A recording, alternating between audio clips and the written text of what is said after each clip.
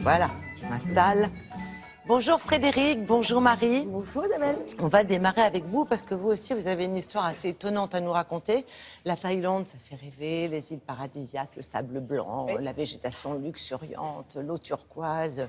Oui. Mais finalement, le revers de la médaille, c'est que le rêve s'arrête. Oui, le rêve s'arrête. C'est exactement ça. Les autorités ont décidé de fermer une île, c'est l'île de Koh Chai, qui est une île magnifique, comme vous venez de la décrire. C'est un petit paradis. C'est ce qu'on a vu en image, en tout cas. Hein. Très prisé par les plongeurs. C'est tout petit, hein, c'est minuscule, ça fait 2 km, pas plus. Il y a une plage. Donc les gens arrivent comme ça depuis la mer. Bon, voilà. Et les autorités ont décidé de la fermer. Et pourquoi ? Il y a trop de touristes. Et le fait qu'il y ait trop de touristes a provoqué des dégâts. Des dégâts qui sont graves, qui ont même atteint le massif corailleux.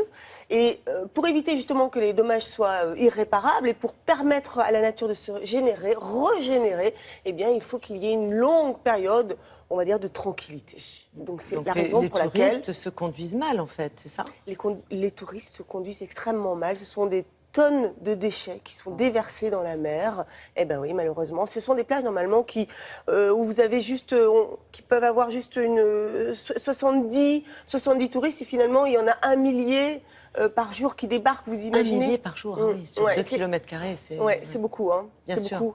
Donc voilà, donc là, il y a tout un processus qui va être évidemment très long, un processus de réhabilitation qui va être mis en place. Alors, explication, regardez.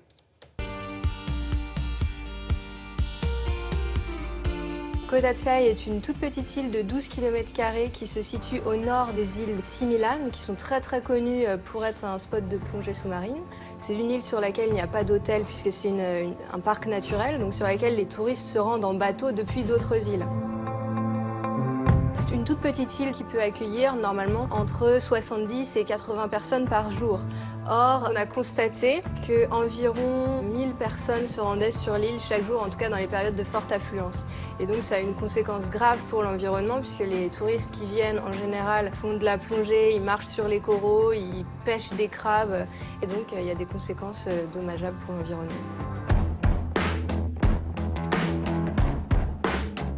L'île de Koh Chai, finalement, est emblématique d'un problème plus profond en Thaïlande, qui est la détérioration de l'environnement de quasiment toutes les îles.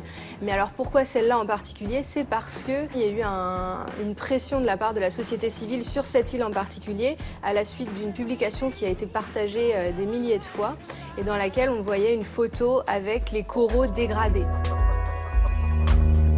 Et donc ça a fait effet boule de neige. Ensuite, des débats publics ont été organisés. Il y a eu des très fortes pressions pour fermer cette île-là pour la préservation de l'environnement. Et finalement, 1 an plus tard, on a cette décision. Mais c'est la première fois qu'on ferme une île de façon définitive.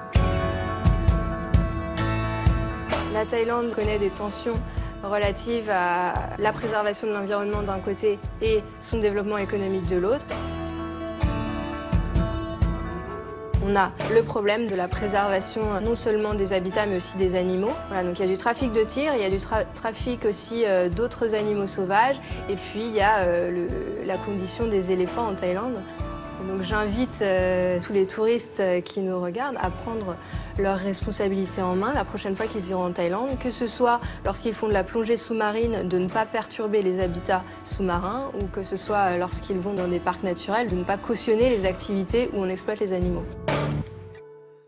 Ok, bon, mais ça, c'est fait, comme on dit. Il y en a pour combien de temps ? Elle va fermer pendant quoi, 10 ans ? Alors, il est possible que ce soit une fermeture définitive. Ah, d'accord.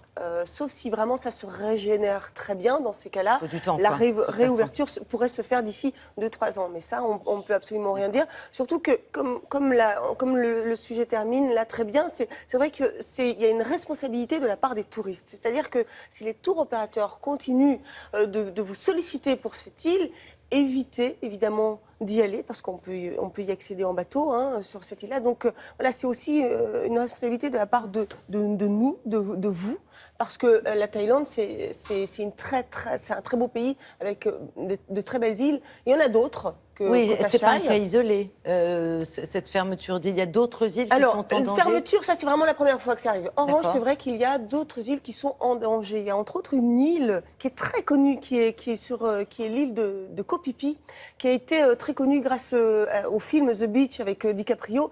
Et cette île-là aussi est en danger. C'est la même chose. C'est une très belle île, magnifique. On est dans le même concept. Donc voilà, soyez respectueux de la nature et de l'environnement, c'est très très important. On peut continuer quand même à aller en Thaïlande. Ah, mais oui, bien sûr, évidemment. Surtout, continuez à y aller. Faites attention. Voilà, le conseil est donné. Merci beaucoup, Marie.